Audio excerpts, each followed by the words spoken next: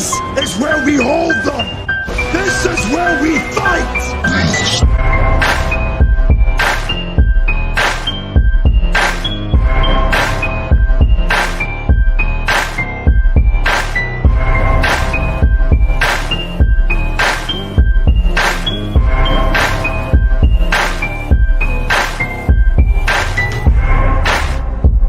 You are now listening to Sweep the Rack podcast featuring Brooklyn Rob and Big Mike.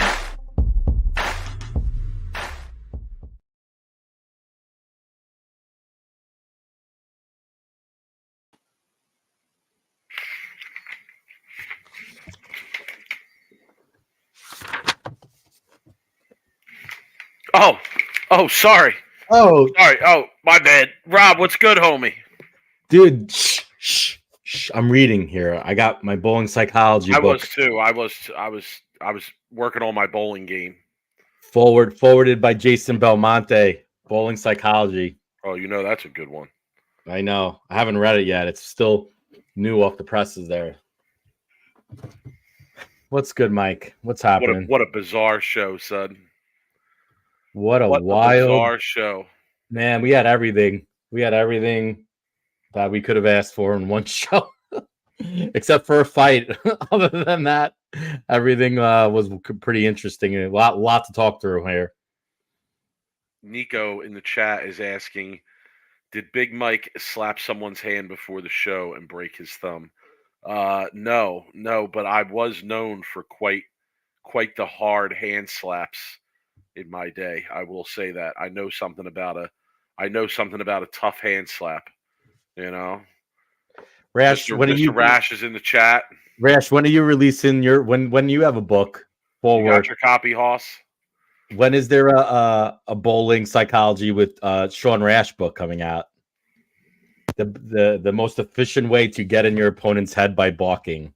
That's what the title of the book would be. Oh man, where do we want to start, Hoss? Where do we want to start? Let's start where we Integrity. always start. That was the book. Nico said Sean Rash's book would be called Integrity. I think that fits. Let's go with that. I think a better title would be I Don't Give a Shit, I Said It. I think that should be the title of the book. You know, it would be like a T.O. Remember when T.O. came out with was it T.O. or Keyshawn Johnson who had the book with the title Just Give Me the Damn Ball? I forget who was it, T.O. or I think it was Keyshawn Johnson. That's great. But that's what it would remind me of. But all right, let's start where we always start, Rob, because here at Sweep the Rack, we have our own patented way of running through these tournaments and doing our reviews here. And I'm just going to be honest. You know, I'm going to keep it at 100 with the people. Rob didn't want to go live tonight. I didn't. Rob was questioning whether we should go live tonight, and I hit him with a 5-piece text. It was like a 5-piece text, like 5 texts in a row. I said, ba, ba, ba, ba. And I said, this is why we got to go live tonight. And he was like, you know what? Let's go live tonight. So here we are. We're here to review the tournament with you. Oh, man. Oh, my goodness. Rash writes, I got so much to share, but I don't want to get suspended. Hit me in the DMs. DMs are open. DMs are always open. Yeah, by the way, I dropped my address in your DMs, Mr. Rash.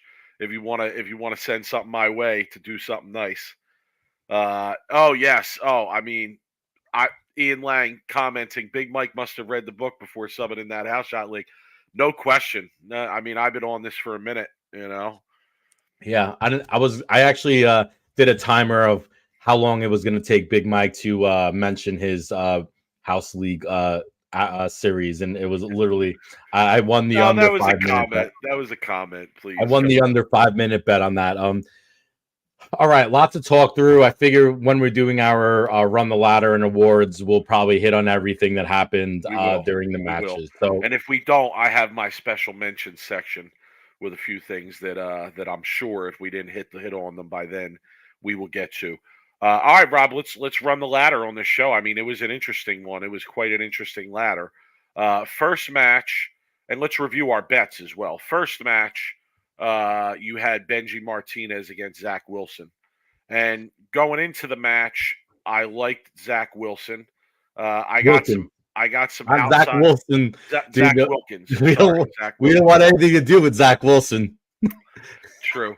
So Zach Wilkins, I liked him going into the match, and then I got some outside advice that Benji Martinez was likely going to have the better look here in this match. So Wrong. I sent it on Benji Martinez, and that information was wrong.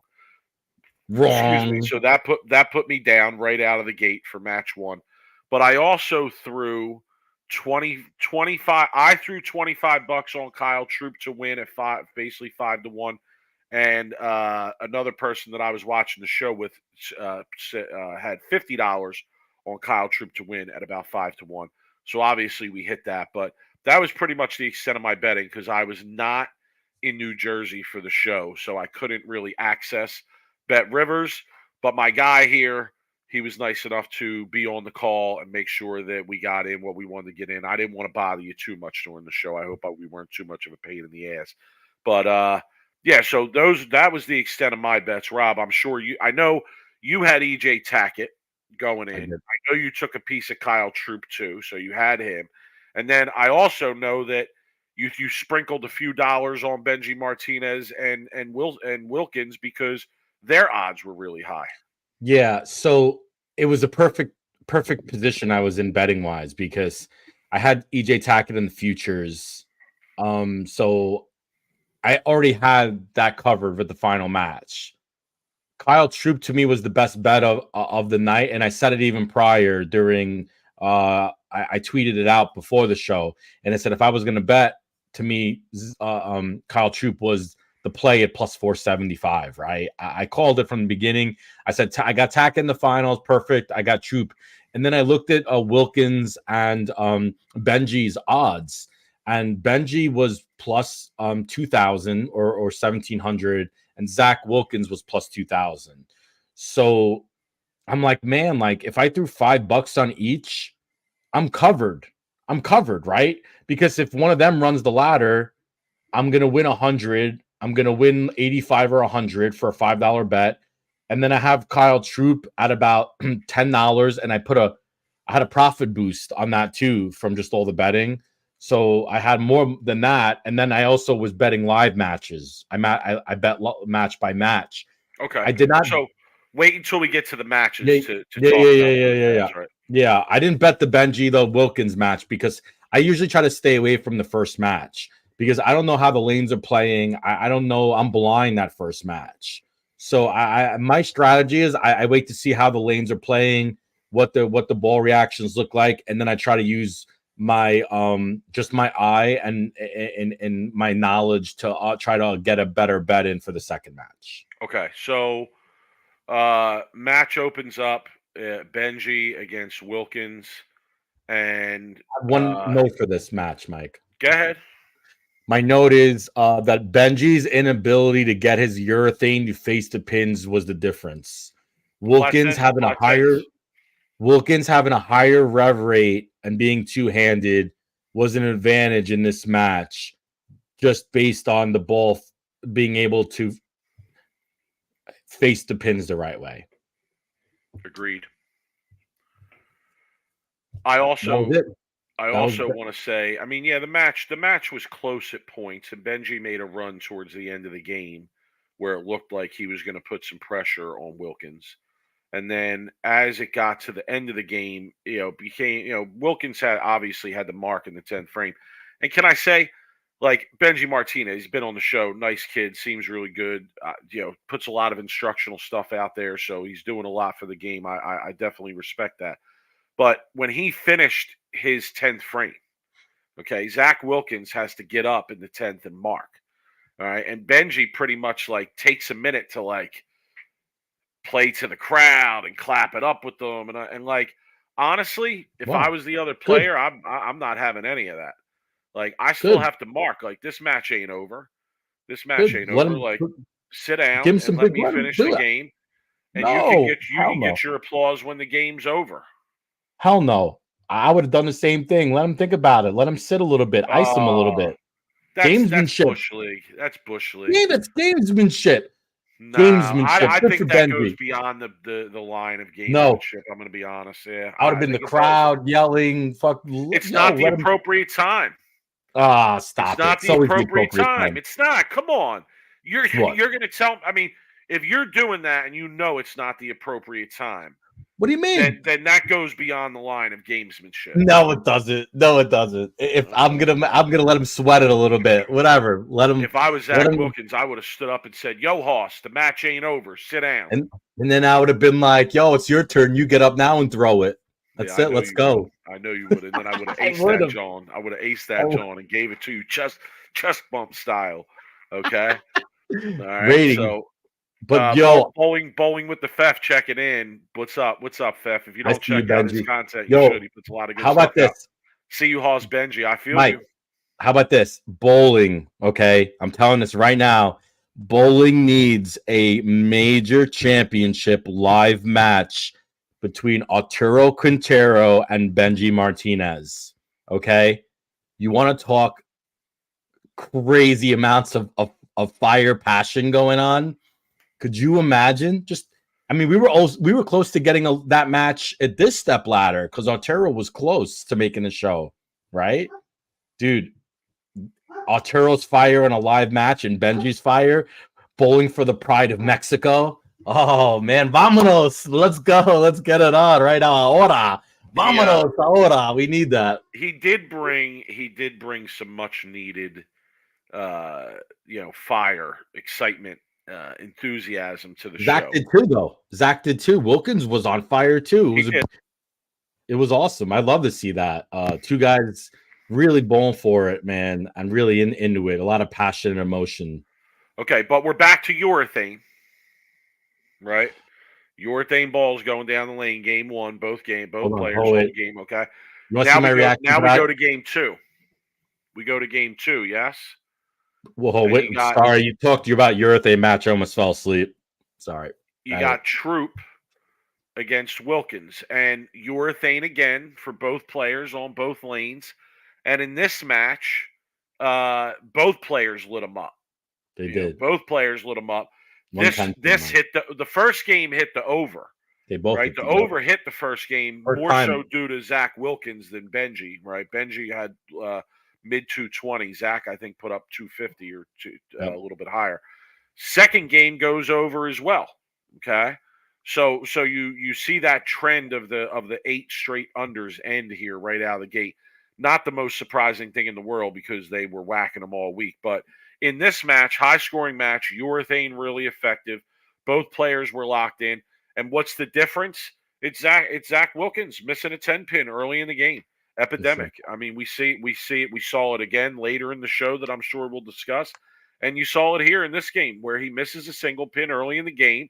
He allows Kyle Troop, an experienced veteran, one of the guys out here at this point, I would say, to jump all over him, right? And we've seen it before. You just can't give him that opportunity, and it really comes back to bite him in the ass at the end of the game because despite the fact that Troop had the front 7, I think, despite the fact that he had the front 7, he ends up missing. Okay, and if Zach would have made the 10-pin, it would have completely changed the mold of that match at the time. And because he missed it, Kyle was still comfortable and he was able to just go up and finish up the game. Zach learns an important lesson about being on TV. High scoring, when you're in a high scoring pattern, I mean, you couldn't miss. And if you're going to miss, you definitely can't miss a spare. You saw that all week during the tournament. I mean, these guys were bowling 215 and losing ground. Like 220, they were losing ground. They were shooting 230 and losing ground. Losing ground. I mean, Belmo had bowled 300 one match, and I think he only gained like 30 pins or something like that on Taro. So you cannot afford to miss a spare on that pattern. They put a stat up though during that match. Zach Wilkins was like 80% on 10 pins for the week. I mean, can you imagine how he must have struck if he missed that many spares for the round? We're already pretty much giving him the award for later. So at least I am. Well, I mean, we already know about that. I don't know about that. Yeah, you so sure about that? It's debatable. Okay. All right. Lumberflexual's in the chat saying it's literally the most appropriate time. I'm going to go back and address this. No, it's not. Yes, It's it not is. the most appropriate time for him to raise his arms and solicit cheers from the crowd Hell yeah. when you're about to lose the match. No, it ain't. The appropriate time is after your opponent throws the 10th frame and you know it's over, and you get up to put your stuff away, and the crowd claps, and you say, "Hey, thank you, thank you." All right, that's the more appropriate time. Sorry. No, Mike's wrong. Okay. All right, so Kyle Troop gets out of the second match. Okay, Yeah, but he gets out of the second match with a very, very interesting aspect of the match where we didn't know what happened until we came back from commercial break. Was it that match or after the Kent match? It was after that match because I remember I bet the Kent Troop match.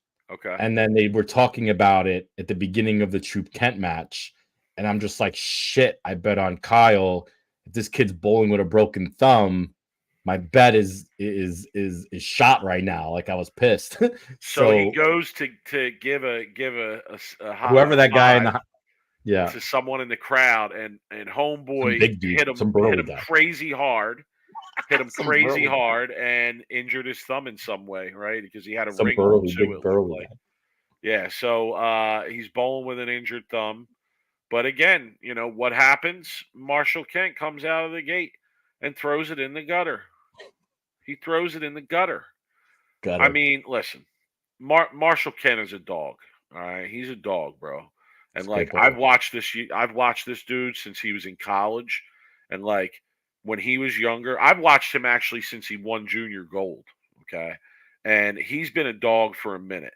All right, and this kid obviously is an accomplished player. But this performance on TV kind of leaves you asking, is he ever going to come back from this? I mean, to go gutter 4-9, right? All right, the 4-9 I can shake off, but you got to make that spare. If you throw the gutter, you got to get up and commit to it and throw a better shot, okay?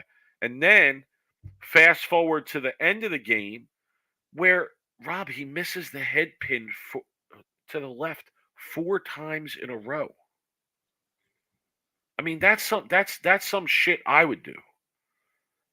Like you miss the head pin to the left 4 times in a row on the left lane on the left lane. I mean, yeah, right? I know.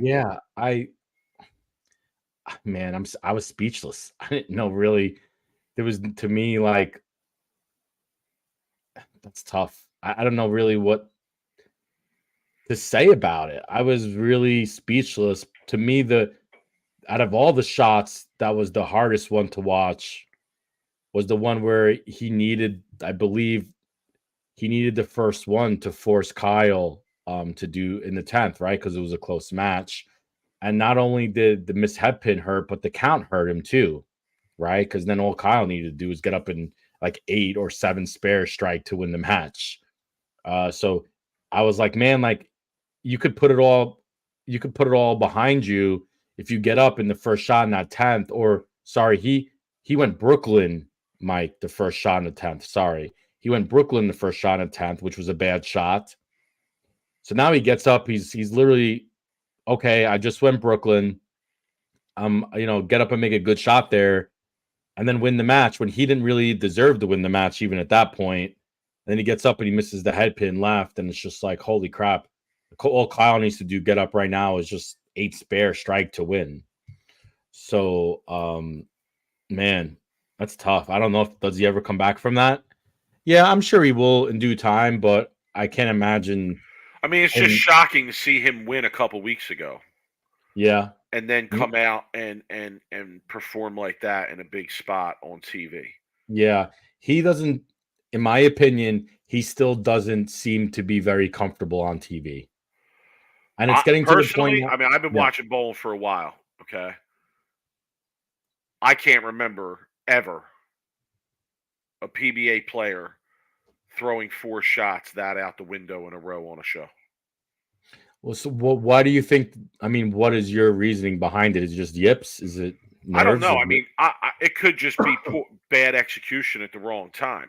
Well, nerves, right? Yips. Yeah, but to me, with how many games these guys bowled throughout the week and what scores were like, you have to assign it to something other than just bad execution at the wrong time, right? That's how I was going to finish that statement. But you know, it was honestly, I really feel that way. Like I don't know if I've ever seen on a PBA show 4 shots be executed that poorly in a spot So like that. let me ask you a question, because this has happened to me before, where I've got up and I've needed a strike in a big moment, and I've missed the head pin left. And I'm trying to like think about my own experience when I do it. And when I would do it, it was nerves. Like, I was nervous. I mean, there's no way around it. And the way the shot was, I mean, you had everything to the right. You had almost you could Marshall would have been able, in my opinion, to get the ball back from almost anywhere other than the gutter he threw, but you miss left, right? It's almost like you have almost 3 arrows to throw to the right of you, and then you, out of the 15 boards to And 20 boards right, after the first or second one, you got to be saying get it right. 100%. Yeah, the gutter maybe was in his head a little bit too. But yeah, I mean, you have 15 boards to hit right of you, and not saying if you throw it all the way right, you're going to strike, but you're not going to like miss the head pin left. That's for sure. You're going to be able to hook the ball back from almost anywhere on that lane, especially with the ball he was using and how much he hits up on it. It was And shocking. just nervous, bro. He was nervous. It was shocking. Yeah, he did it a lot. And he's not comfortable yet on TV. I don't know if he'll ever get comfortable on TV at this point. There's really no more excuses for Yeah, him. but how can you say that with the performance he put on a couple weeks back to win? Like, I mean, Well, look at I don't. EJ. I mean, we'll talk more about EJ, but EJ's having the same problems again now on TV. Yeah, well, the question with him is which version of him is him? Is it the version from last year, or is it the version we've seen outside of that? We'll For the talk more most about part. EJ. Okay, well, that's it for that match, right? I mean, Kyle Troop goes up, executes in the 10th, does what And he I think needs to do. Andrew puts in the comments a good comment here. In a lot of ways, it didn't feel like Troop won, but more like everyone else lost. I disagree with you, because Kyle threw an unbelievable game against Zach. He bowled 279 and he executed. Unbelievable. I mean, he struggled in this match with Marshall because he was dealing with a little bit of transition himself, especially on the left lane. But then he made that ball switch on the left lane, stayed with the urethane on the right lane. I mean, dude, Kyle's, he's top one of the best in the world, and he proved it again on TV, like on what he was doing. Yeah, Andrew, I disagree as well. I think you're underestimating how much heat Kyle Troop put on the people he was against, by the decision making during the matches and some of the good shots he made at good times. I mean, his execution was phenomenal on this show. Like, for as many games he bowled, his execution was phenomenal. And I think that kept the pressure on the guys that he was bowling. But all right, Rob, so we go to the final. Obviously we're rooting for Troop where I'm at watching the show. You got both players, so you're hedged either way, right? Yeah, And but I'm putting some more money on Troop too. I did, because I knew Troop was going to win, so I put more money on Troop.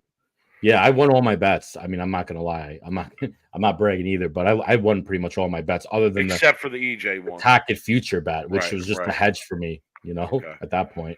So I said it on Thursday when we came on, and EJ had locked up the number 1 seed for this show, and I said I didn't think he was going to win, and the reason that I said that is because recently this year it seems like he's back in that trend of having a frame or two throughout these games, whether it be whatever match he's bowling in, where he has these hiccups and they cost him the game, and that's exactly what happened here. He was in full control of the match. Okay, full control of the match. I mean, he kind of had Kyle Troop right where he wanted him, because Troop never switched balls on that right lane. He decided to stick with the urethane, and it definitely became kind of a situation where he had to execute it almost perfect to strike. Okay, and there were a few shots where he really executed it well, but it just wasn't perfect, didn't strike. Okay, and yeah, you have a situation where he's in control.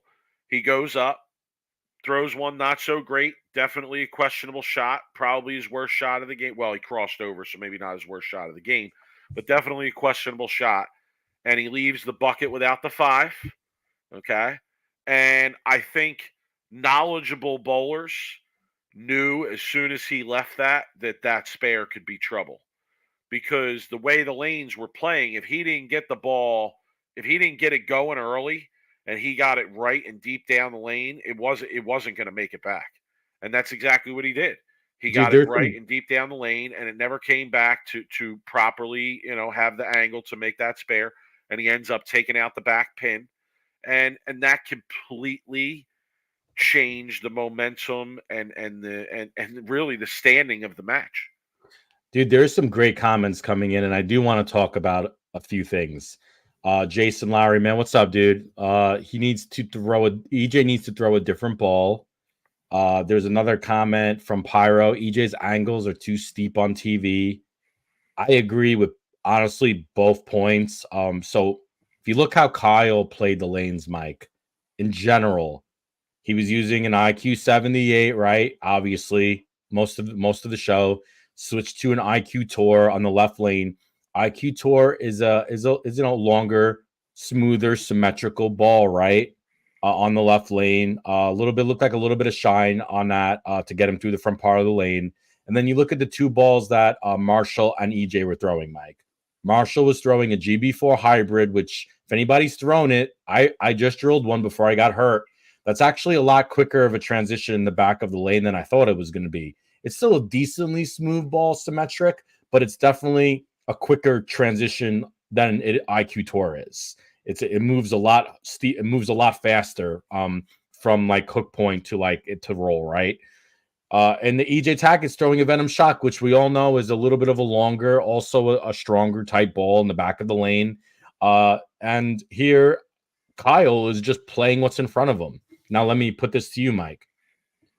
Did Kyle do a great job just bowling with what was in front of him? And did EJ and Marshall kind of get a little bit handcuffed to how they were playing the lanes up until the show started? No, I do. I mean, I would say that at one point in the match, I thought Kyle was dead. When EJ had doubled, and then I think he threw the crossover at one point late in the game too. Uh, I really thought Kyle was dead because he was really struggling on the right lane. He had to throw it almost perfect. I felt like he didn't make the ball change on the right lane, and that was going to cost him. And I felt that if EJ put him in a position where he had to double or triple to win the match on that right lane, I'm not so sure that it was going to happen. Right. So the fact that EJ had that error, okay, when really, I mean, his look was good when he executed it. He was really whacking him when he threw it good. So to me, kind of says like, it was just an error in execution, and then a real error in execution on the spare.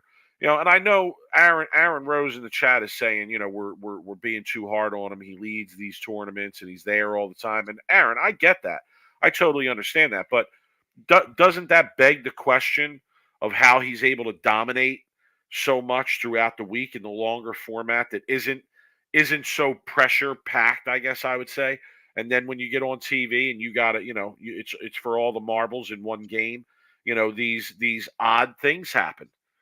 These odd things happen, and I don't know. I just think there's something to it. So I do believe it was really a disappointing end to the match from my perspective. I mean, it was great for me because we won money gambling and betting on the match, but you know, it really, again, it really looked like EJ had him right where he wanted him. And when he threw that shot on the right lane and then missed the spare, it was just a really, a really quick change of standing and momentum in the match. I'm gonna pull up G Baby's comments. I love the name, by the way, G Baby. What up, G Baby? Urethane carry down will get you. I do think a lot of the play of the lanes in that last match were the pair was tougher in a little sense of a way, right? Because of all the urethane getting thrown. The left lane looked a little bit like there wasn't as a lot of push right in the middle. I mean, you saw Marshall Kent. You saw a lot of EJ. If he was cutting him short a little bit early, and they were going dead face or 4-pin. He just couldn't really get comfortable. I would have liked to see EJ move a lot more left, maybe, and try to open up that left lane a little bit. But Nico's asking, I just wonder how EJ can go from 5 titles to not getting it done this year. It's tough. It's not easy to win on the PBA tour, Nico. No. It just shows you like these guys are great bowlers. Kyle, Simo, there's Bill, right? There's still a lot of guys out there that aren't gonna just like lay down and let EJ win all the time. Now, is EJ currently still the best bowler on the planet? I think it's hard to say he's not, right? Player of the year. He's still making a bunch of shows. Will he be in contention for player of the year by when the years end? I say yes. He'll still be in contention for it. There's still a lot of left season left. You still got EJ? I don't know, but I mean, you better get winning. Dude, he's got to trust me. He's got some tournaments left. There's still a lot left, Mike. You still got the World Series. You still got a few majors. You got there's a whole tour left, Mike. We're still only like 5 tournaments in right now. It's not to say that. Yeah, I feel you. It's not to say that he hasn't had the chances. Right, he's had the chances for sure, but he's putting himself in the position to win. Yeah, you can be a little bit harder on Motive. I'd like to see them release some better balls for him to throw, to be honest with you. He whacks him though during the week. And he's been throwing other things other than the Venom Shock when he's been, the last few weeks. So it still questions though the decisions that a lot of them are making on the TV show, Mike. Charlie, what's up in the chat saying Earl and Walter lost more than they won? And no, I understand that argument. Come on, as somebody who has an idea of the history of the game, I certainly understand that argument. But my question, Charlie, would be this: like, where's the line? Where is that line drawn? Of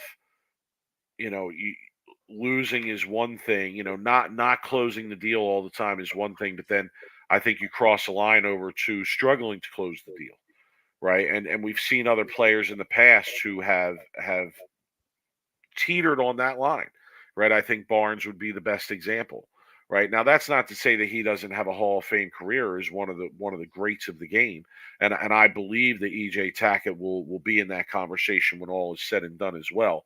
But what I wonder is, will this also be part of the conversation about EJ Tackett as a player when it's all done? Right? Will we have the conversation about him being one of the all-time greats, but a part of that conversation will be how much more he could have won or some of the struggles he had in getting over that hump? Rob? Mike, I need to respond to this comment from Pyro. I agree with what you said. Rob, you said this was EJ's tournament earlier this week, and now you just said you knew Kyle was going to win. Pick a side. Okay. He picks every side. He had money on Benji and Zach Wilkins, too. Well, it was a hedge. It was a complete hedge. It was a smart play. It's just something you know about betting. You don't know smart plays. I've learned that about you. You're all in or you're nothing. I play the smart bets. But from the get-go, I said I knew EJ was going to get to the final match. I did. You could look up my tweets. You could pull them up. I said EJ is guaranteed the ball for the championship. But odds-wise, I looked at the stepladder and I said Kyle plus 475 is the bet when it came to the odds. Third seed at 475. And that's what I was talking about. It was EJ's tournament. Hometown, like great bet for a future bet, right? To pick him to win it at plus 500, right? So you get him at 500. He's the number 1 seed. He's bowling for the title. You get Kyle plus 475, and now you're making money both ways, right?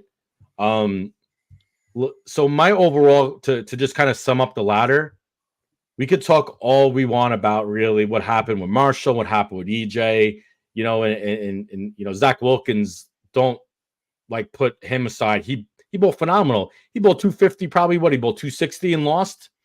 Like, I mean, you can't look past him. Great performance by him. Overall, though, Mike, to me, the show was Kyle Troup, just like the U.S. Open. He out-bowled everybody again.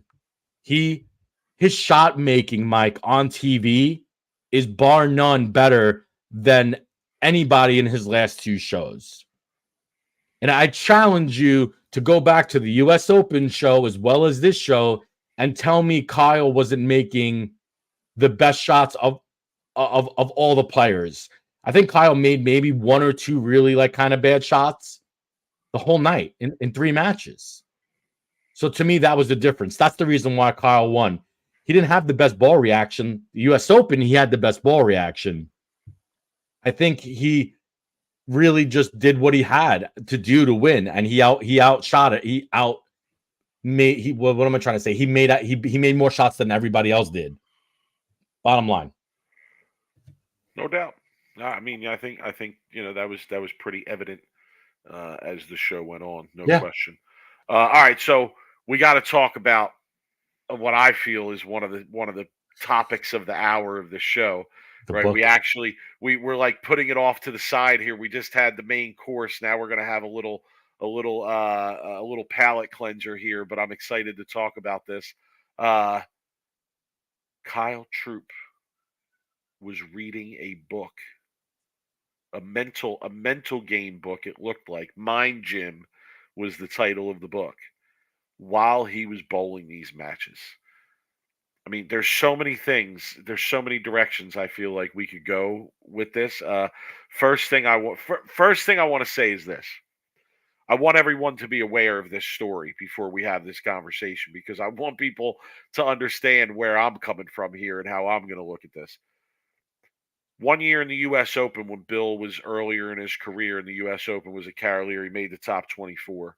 And I went to watch the match play, and it was like early in the morning. And it was like the one of the earlier blocks of match play. I think on that Friday, where they have the two blocks, one in the morning and one in the afternoon. And I go, and he's bowling Mike Devaney, and while Mike Devaney is bowling Bill, he's reading the newspaper. Okay. Now, as it turns out, I believe this is what I heard through the grapevine. That Mike Devaney was a horse betting guy, and he was actually looking at the paper because he was trying to get some information about horse betting or something like that. Volleyball U.S. Open match play though was fantastic. Devaney's hilarious. I love Devaney, by the way. I'm friends with Devaney. Okay, well, in that instance, I was ready. I was ready to start a scene.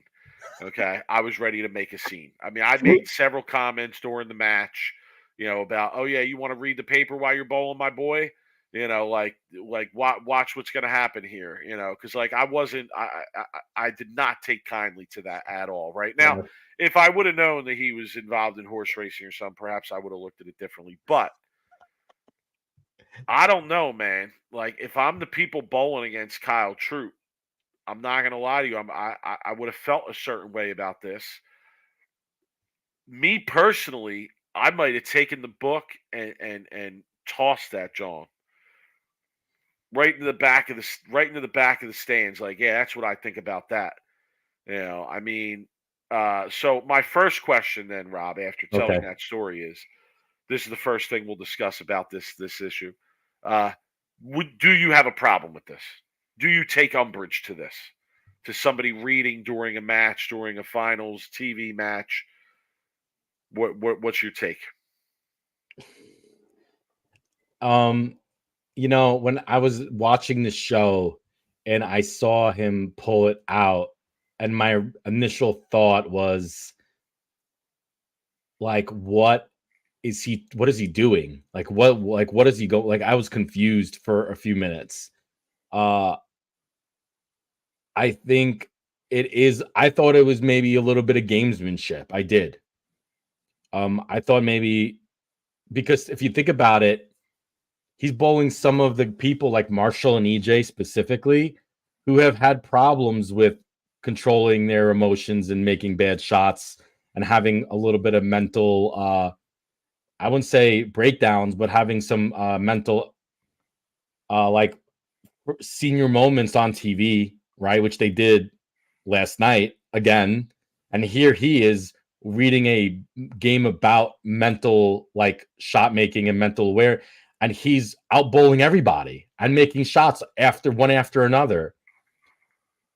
But then the more I thought about it, it wasn't about gamesmanship. He wasn't doing it on purpose to get in his opponent's head. He was doing it because it was working. And the more he was reading, and Casey in the chat said he was reading it all week. He just came off of 2 really bad tournaments, right? He didn't make the cut in either tournaments. He was trying to find something different, and he started reading this book, and it was working for him. So he kept doing it. Now, for an entertainment purposes, a little bit weird, but I mean, I don't know. Like, I'm just trying to think. Like, I could see how other players would have a problem with it. This is a great comment. What's up, Glenn? Yeah. He says players will carry books in their bags in case they bowl Big Mike in match play, get under his skin. That's how weak my mental game is, Glenn. All you got to do is whip out a book and open it. You don't even really have to read it, and I'll take umbrage and get upset. Yeah, so But that was my next question, though, Rob. Yeah. You kind of just transitioned into the next thing that I wanted to talk about here, and that's this. Is this what we need? Should this be allowed? Is this a good look for bowling or for the show? It's not a good look for the show. It's not a good look for bowling. Now ask me why. Because imagine if, I don't know, we could compare it to golf, we could compare it to basketball. Imagine if Tiger Woods was in a golf cart reading a book in a final round of the Masters in his golf cart, and he was reading. Is it a good look for a professional athlete to read a book during a competition?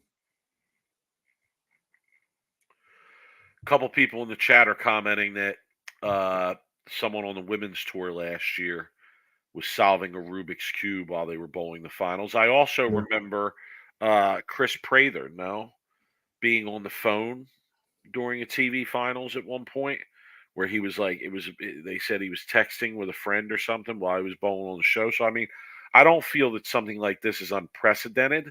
Dude, Mark Sanchez got lit up for till this day for eating a hot dog in the sidelines.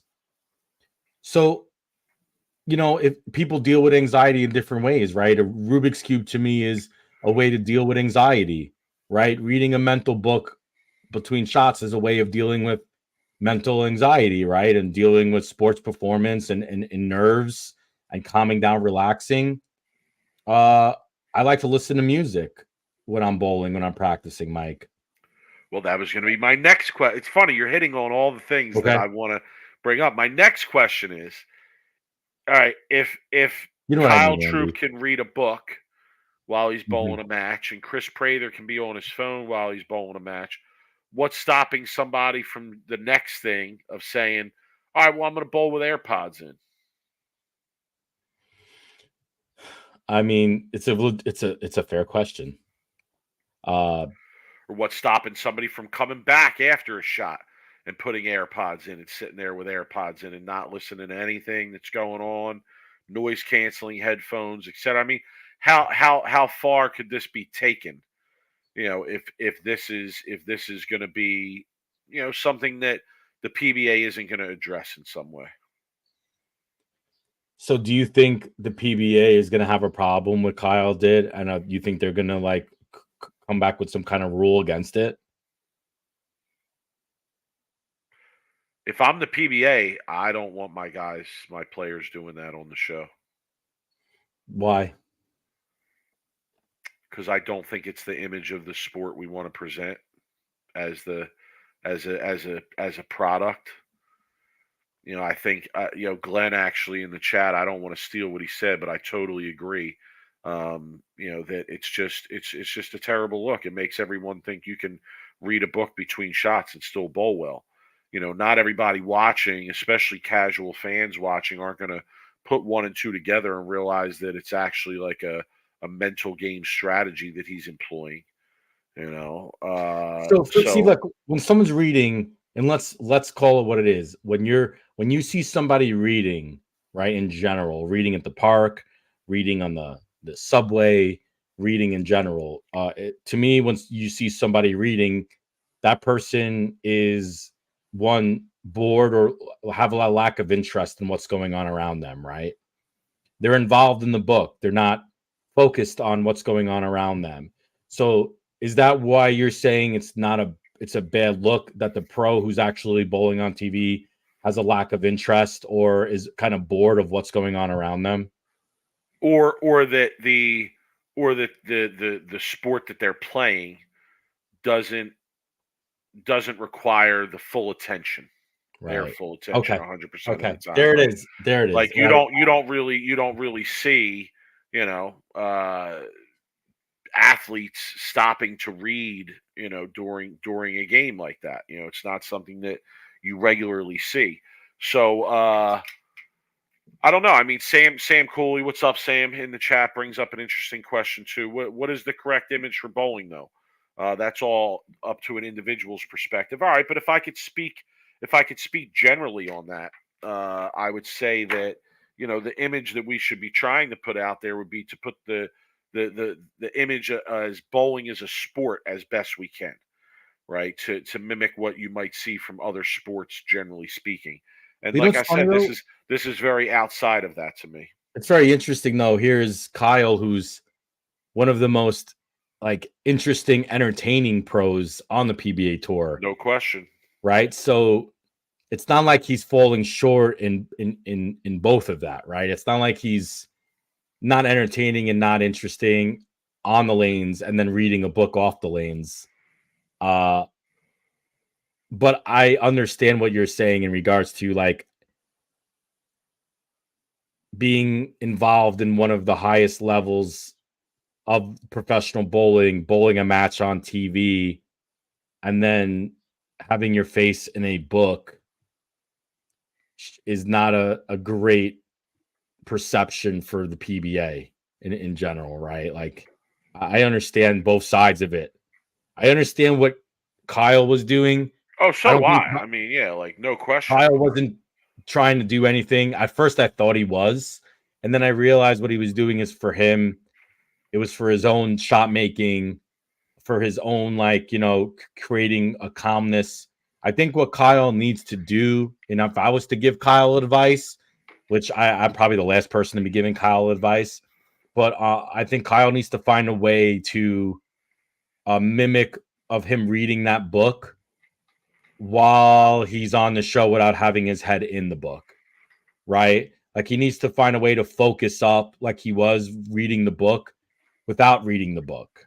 And it was interesting. Note cards. I mean, I think I'd probably look at it differently if it was note cards of some kind as opposed to the actual paperback version of the book, so to speak. I loved listening to Kyle's self-talk.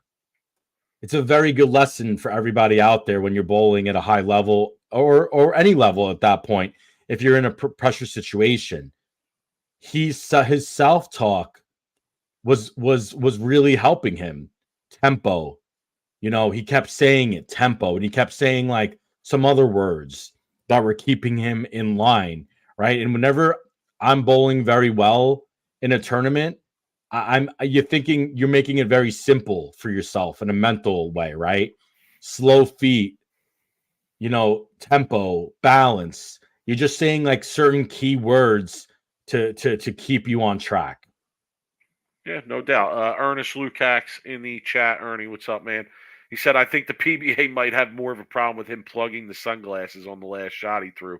Yeah, I wouldn't be surprised by that. The PBA should have a problem with the players plugging their sponsors, right? I mean, how do you get sponsors interested in the show if the PBA is going to come at them for letting them plug? They should let them plug their own sponsors. So Casey in the chat saying he's showing kids that look up to him that he's continuing to learn and get better. All right, I give you that. I agree with that. Plus, he's blocking out what his opponents are doing. All right, but Casey, here's my question: should the competitor be allowed to do that? I mean, should in an active way? If they want to do that, shouldn't it have to be in a passive way where they're just going to sit there with their head down? I don't. To me, having to see your opponent, having to, be in the environment while your opponent performs is part of the mental grind of bowling. So I don't know. That's why I'm saying, to me, it's something that I think could fall under that, rule category, if you will. Mike, could you imagine if next show all of the bowlers are reading in between shots? Like literally all 5 players have their heads in books. It wouldn't surprise me if somebody says, you know what, I'm wearing headphones then. That wouldn't surprise me at all. That's definitely probably against the rules. I know there's certain tournaments that I can bowl that you could listen to music during qualifying, but when you get to the finals, you can't listen to it. I know the TAT, which is going on right now, the finals, I know you're allowed to listen to headphones or music during qualifying, but during the finals, they don't allow that. All right, so here's what I want. Somebody who makes the next show. If Bill makes the next show, here's what I'm going to tell him. We need to go out and get an easel and a canvas and some water paints. Okay, and what we're going to do is we're going to set the canvas and the easel up in the settee right next to him. Okay, and we're going to have the water paints right on the little table there, and he can even use his water bottle to refresh the water paints. And he's going to do a Bob Ross type painting while he's bowling the match. Right? I mean, that's what I'm saying. Come on, how can the PBA say, well, reading a book is okay, being on your phone is okay, but bringing a watercolor and an easel down into the settee isn't okay? Right. I don't know. Sam, did you enjoy my joke, Sam? I imagine you don't seem like a guy who laughs a lot, Sam, but I'm not going to lie. I imagine you laughing at that, so I hope I gave you a laugh. He said, going to put some happy little strikes on the scoreboard. Yeah, no doubt. That's what I'm saying. Yeah, that's the Pirates. Getting that positive mind frame. You feel me? But no, listen, I kid, but I'm not kidding. How far, what's to stop somebody from doing that and saying, well, this is nonsense? What are you allowed to do or not allowed to do? We need to clarify it. I mean, there are players that deal with anxiety, stress. Here's another thing that maybe a player, what if the player wants to go sit with their family in the crowd with their kids in between shots? Fair point. I'm just saying, players deal with anxiety and stressful situations. I get what you're saying. I gotta bring up this one first. Jimmy says, knitting. What's next? Knitting. Oh my god. Could you imagine? People are gonna do some needle point in between frames. I mean, could you imagine who's the least player that you would think that would be knitting? Out of all the players, AJ Johnson. AJ Johnson knitting. I'd say Wes Malott or Tom Hess. Knitting, know what I mean? I could picture Wes Malott, whittling some wood. You know what I'm saying? I could picture Wes Malott sitting in the back whittling some wood. Making a little bird, a little bird sculpture out of wood, or maybe making a tree house, right? Dude, but I could picture Belmo knitting. I can kind of picture Belmo knitting, sitting in the chair, kind of relaxing. I could feel that. Dude, people, a pottery wheel. What other activities could we come? A pottery wheel. Oh, that's a great one. Pottery wheel, right? What other activities what about cooking? Could we have going on? Cooking. Someone brings pots and a freaking barbecue, and they're barbecuing. Oh, I can't even. God. I can picture Stu knitting.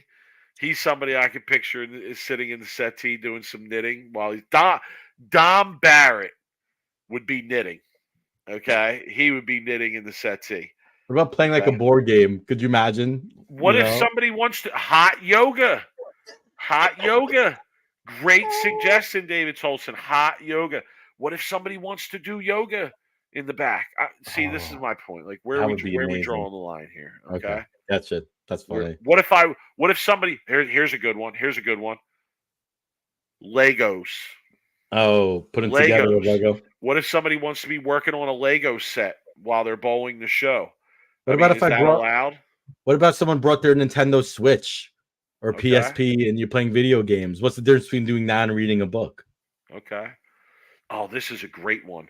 Ronnie Russell wants to play his guitar. Oh my God. What if he Insane. wants to sit back and just relax and strum a little bit while he's in the settee? I mean, oh my Dude, goodness. Sam's gonna plug his PS5 into the scoreboard. I'm telling you, when is it end?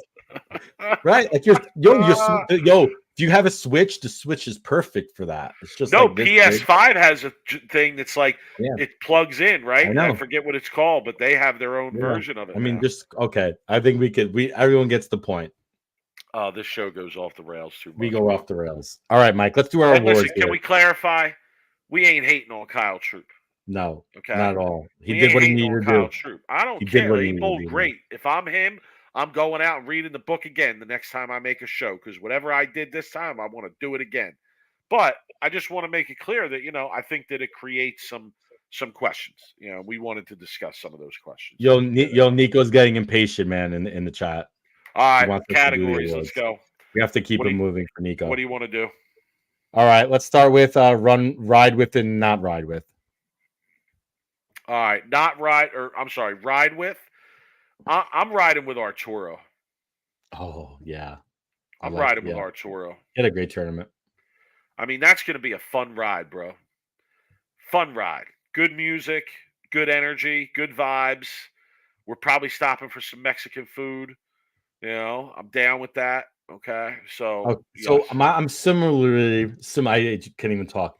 I'm riding with Benji and his family Okay, because all right. just that car ride, right?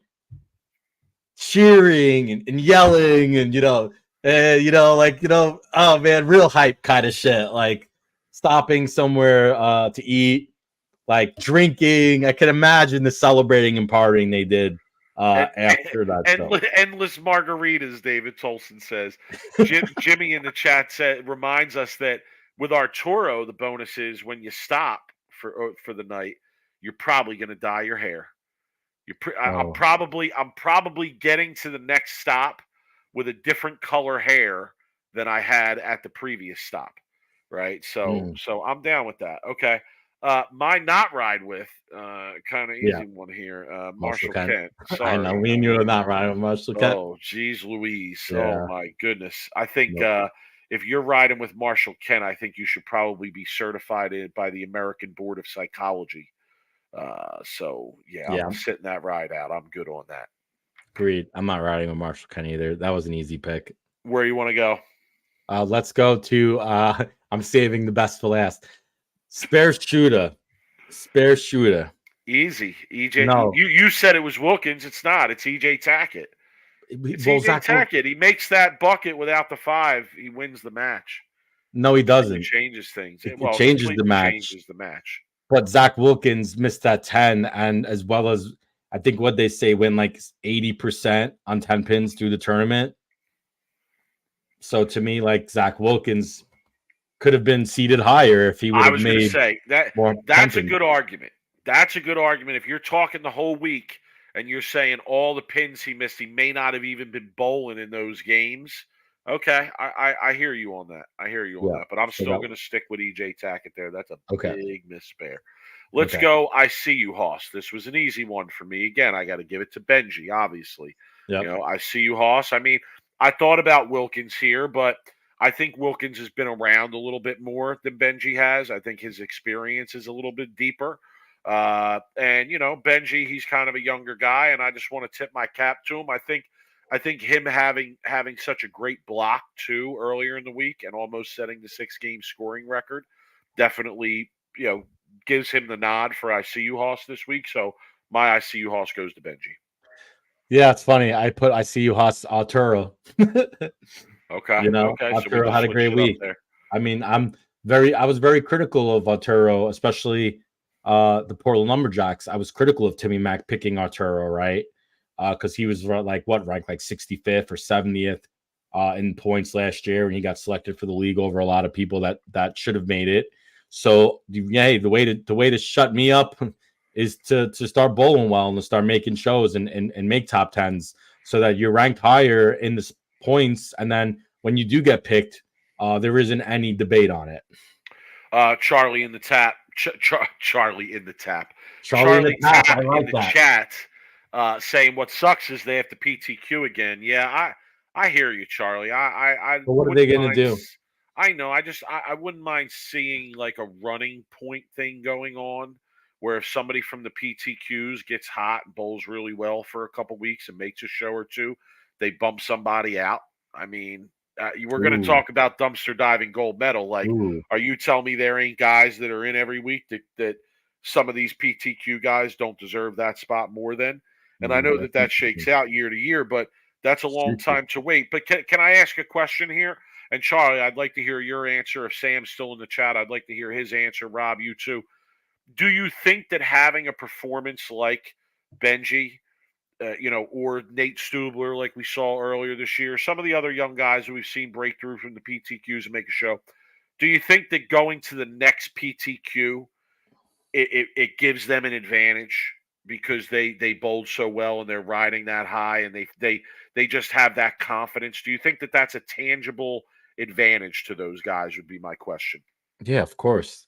I mean, confidence is huge and momentum is huge in PBA, in the tour in general, right? Like, how many times do you see people get hot? I think when you bowl the PTQs and you get through and then all of a sudden you're competing with the best in the world and you make a show, or you almost make a show, it shows that you belong there. And I think that's a very big component mentally of these kids. Look at Benji, what he did, right? Makes the show, sets almost the PBA scoring record. Young kid, right? And now he's going to the next stop being like, oh, I'm gonna stomp through this PTQ. You know what I mean? Now, is it still hard to get through those PTQs? It is, because they're only taking like 10 people out of like 80, 90 entries. So it's really hard to get through. So yeah, I do think it carries over, but it is still a harder thing to get through, because you still only have like 8 games to beat almost 70, 80 people. Right. Tough. All right, Rob, let's go Milk Carton. I'm going with Pontus Anderson. Ooh, okay. Good choice. Yo, he had a great week. He did. His game isn't, it's not flashy. He's not two-handed. He doesn't throw the most amazing ball one-handed. He, honestly, his physical game just reminds me of like a very good league bowler physical game. But if anybody knows Pontus, he's a very good bowler. He's an international player. He's been around. You see him pop in every once in a while. And he bowled very well this past week. And I think he finished in the like 13th or something, 14th. He almost made the top 12. But Pontus is, had a great week. Charlie following up and saying it used to be that if you made the finals, wouldn't mind that rule, Charlie. I wouldn't mind that if you make the TV show. Make the TV show, you get an automatic exemption the next week into the show. I think that would be cool, rule. Honestly, I'd even be okay with if you make the cut. Dude, Justin coming in hot. This also the may have a real job soon category. We'll talk dumpster diving. Yo. Oh my God, Justin, please, bro. Be nice. Be kind. All right, Milk Carton. I'm going Tom Hess. Usually Tom Hess is in the booth, so it ain't like full Milk Carton because we know where he's at. But the people in the booth may have been like, Milk Carton, Bolo, Tom Hess, where's he at? Oh, he's actually out bowling the finals this week. He's in the number. He's bowling the finals. He's making a little bit of a run. Mike, so I go Milk Carton, Tom Hess. If the Bowl TV crew needed 1 week for Tom Hess not to bowl good, it was this week, because Flanagan wasn't in the booth. So yeah, well, Bowl TV crew this week was in danger of dumpster diving gold medal. Can I just say? No, they weren't.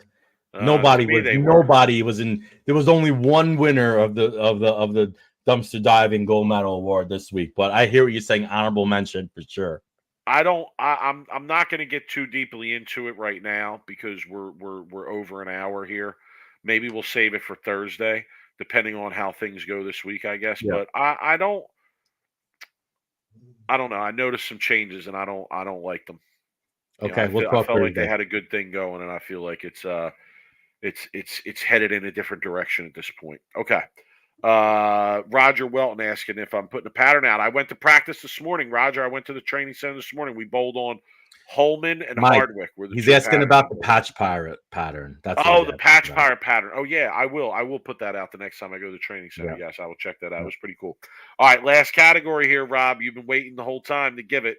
There's Dumpster only one diving gold winner. medal. I'm going to give mine first. Okay. It's Thomas Keiko.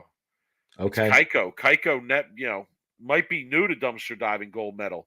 You usually don't see him there, but this week he was definitely down at the end of the standings. So that's what I'm giving it to. So, Mike, there's only one winner here of the dumpster diving gold medal. It's 4-time winner on the PBA tour this year. Didn't bowl last week. Ryan Simonelli. I am letting you know right now, Mike, and this is the truth here, is if Ryan Simonelli wins dumpster diving again this coming week, we are officially renaming the award to the Ryan Simonelli Award. Oh my goodness. Oh my goodness. We're not even going to wait to see what plays out the rest of the season. You can't win 5 weeks in a row, Mike. It's just can't happen. Look, I'm hard on him because of how he did in the league last year. The chip on your shoulder, and the fact that he's a Hall of Fame caliber player, MVP, of the chip on your shoulder, all that stuff, right? And I don't know if he's finished above the top 10 bottom. And you talk about like these PTQ kids coming in and bowling well, guys like Benji, and you could have a whole list of guys who are going through PTQs right now that are consistently in the top 24, right? Do those kids, should they be earning a spot over someone like Simonelli right now? It's a fair point. Does the PBA need to go after like 5 to 10 weeks of the season? And do they need to re-rank their players and then throw people that are outside into the top, the bottom half or the bottom 15? Do they need to throw those guys into the PTQs and throw some of the guys who were in the top 25? You know what I mean? I mean, maybe to shake some stuff up, but I think there's a lot of players that right now have earned more of a right to bowl the main tournament, and some of these guys who are just there, throw them out of it and make them earn their way into the PTQ. Yeah, I mean it's an interesting point anyway. Can I ask a question though? And I kind of feel I know what your answer is going to be, but I'm going to ask it anyway. Should the dumpster diving gold medal award be downgraded in terms of value for a lefty? No, because there was a bunch of lefties that still bowled good this week, even though there was a lot of bottom people that were lefty. Like you still see a lot of lefties that are still bowling well. I think, I'm just trying to think of some of the lefties. I got to look that were in the top half, but Fa's been bowling well this year. And you still see Buttriff has had some good tournaments. Jesper's had some good tournaments. You still see some lefties making it, so there's no really excuse if those guys. Packy was bowling good. Matt Russo. Yeah. I feel like if those I'm just asking. If a guy like Packy and Jesper and Russo are making top 15s and top 20s, does that show you that like the lefties you can play, like there is room to play, right? Okay. All right. I just wanted to throw it out there. All right, Rob, I have one special mention that we didn't get to. We got to the other two. I had a few special mentions written down, but we did mention them. My last special mention that we didn't get to is shout to Beard Guy. Shout to Beard Guy in the crowd. Did you all see Homeboy with the beard that he had like rubber band up? It was like real long. I did it. No, you didn't see this dude? How'd you miss this dude? He had a real long beard. It looked like a rat Viking tail. Like a Viking? No. It looked like a rat tail. Okay. Like he had it all bound up with rubber bands all over it. And it was like real skinny, but real long. And I just thought, man, my man, I want to party with you, my man. Rubber band beard dude. I want to hang out with my man. Chugging beer out of like a 60-ounce mug. No doubt. And I want to ask him, like, what made him decide to go to corral the beard and go rubber bands on it, right? And Kevin's right. There were like 8 rubber bands on his beard too. I mean, that's no joke. Okay, that's no joke. Mm. All right, so he had his beard tied up like a Christmas ham. He did. You know what? But listen, I want to party with you, cowboy. Okay, so I'm just throwing a shout out there. So we'll wrap it up with that. Rob, that's what we got for the people tonight. That's So that's yeah, our breakdown of the show. It was a good show. It was a great show. It's been the PBA has been providing some great entertainment and great products since the end of the football season here. PBA's in Delaware this week, Rob. Your boy's only 2 hours away. I'm going to find myself down there at some point. Maybe Thursday-ish, maybe Friday all day and night. Probably looking like Friday. So yeah, I definitely want to go down and watch. Definitely go down and check the action well, out. Mike, guess what this week is at the Delaware Open, or is it the Open, whatever they call it, the Delaware Classic? It's the best of 7 format, Mike. I know. So if anybody doesn't know what's going on, Tuesday is a PTQ, and then the PBA Elite round is also at 6 p.m. on Tuesday. Then qualifying starts Wednesday. They bowl 12 games at 10 a.m. and 6 p.m. And then Thursday they bowl 6 games, and then they cut to the top 24. And now we're going best of 7 match play. I love it. They're doing that until they get to Friday, which will be Friday night best of 7 match play, which is always fun to watch betting as well. And then it's going to be 4 winners plus the highlighted eliminated qualifier, so the top seed. And when's the Clint, show, Rob? what's up, man? Clint Harris, what's up? Who wins? When's the show? Is that live on FS1 on Sunday, March 3rd? It looks at noon, so I would imagine that's noon Eastern. And we also have the league is going to be bowling, I guess, on Tuesday. Tuesday night. Tuesday night practice. Okay, and then is there a league show this Saturday? There isn't. Does anybody know? No live league Not show that I this week. see here. Not that I see here. It doesn't say it on here. I think the shows for the league were only during the majors, I believe. Okay. C. Harris in the chat wants to know who's going to win. Let's give people our futures bets. I mean, Rob, you said it pretty clearly a couple weeks ago. Like, you got to take Belmo, Simo, EJ, right? I probably Belmo, now Troop might be thrown in there, and I'd too. throw probably Bill in there too. Yeah, I haven't looked at the long shots. The problem with the best of 7 is we've seen it prior. It usually mixes it up when it comes to like who's going to make it on the futures. There's a part of me that doesn't want to put a whole lot of futures in this week because if it's the best of 7, but I think you have to go EJ, Simo. To me, are the 2 like consistent solid bets. I like Simo Belmo this week. I like Simo and Belmo this week. I'll probably have a bet on both of those and maybe some higher odds. But yeah, I would give the same advice as Rob. I'd save my shekels and I would save them for later in the week so I can really get deep in betting the best of 7s because they were really offering us some good options there. So here's the thing: is the format. If it's a total pin, you have to bet the futures and bet Tackett, Simo, Belmo, Troop, right? And you could just stay with that. When you best of 7, you're right. Save your money, bet the best of 7, bet those matches, see what the odds are getting, bet the games. They're giving game spreads. Some matches you can get some of these players getting literally like a game and a half. Sometimes there's even 2.5 game spreads. Like for me, like those 2.5 game spreads are really juicy on a best of 7. But if so that would be my advice. Nico reminding everybody, vote for Bill. Okay, voting closed on the 27th. I was really disappointed. I don't say this often, but I was really disappointed in the Sweep the Rack community when they put that graphic up on the show last night. Bill was only in 3rd. We got to do better than that around here, folks. As long as he stays in the top 4, I'm fine. Get to the site and vote. All right, we want our guy in number 1. It's not a good look for our community to not have our guy in the number one spot. Okay. By the way, do you know how many times I voted? I voted on my laptop. I voted on my phone. I voted on my iPad. I voted at my work computer.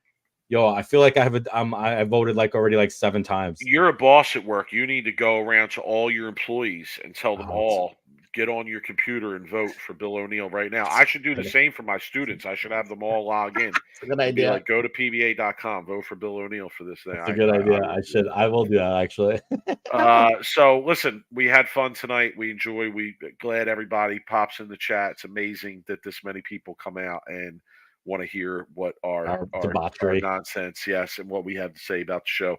But listen, we're here for the fans. We are fans ourselves, and we're here for the fans. So we appreciate all of you showing up with us, kicking it, taking part in the show. We greatly appreciate it. I think we'll be back on Thursday. I'm not 100% sure, but I think we'll be back on Thursday. If not, we'll be back next Sunday, I would imagine, right, to do a breakdown of this show. So we'll keep up with you guys about what we're going to do later in the week. Hit us up on social media. He's at BrooklynRob11. I'm at the 215th. Hit us up through email. We got some great emails. If we are here Thursday, I'd like to share some emails. Real quick. SweepTheRack@gmail. Real quick. Like and subscribe to the YouTube. If you don't even have YouTube, get on and just hitting the like button helps us a lot. Subscribe. I do want to wish a happy birthday to my brother Jeff, who is turning 49. I talked to him today. Wow. He's under a year away from PBA 50, and he's excited about it. So I just wanted to wish the 49th happy birthday to Jeff, and my brother. Jeff. Good guy. So hit the like, subscribe, follow us. I appreciate everybody. Nico wants me to shoot 600. I'll do my best, Toss. I can't promise anything. No, if he does, we'll never hear the end of it, like his 770 in league the other night. 600 on sports better than 770 on the house, so you'll hear it even more. Guys, have a good week. Maybe we'll see you on Thursday. Peace. Later, guys.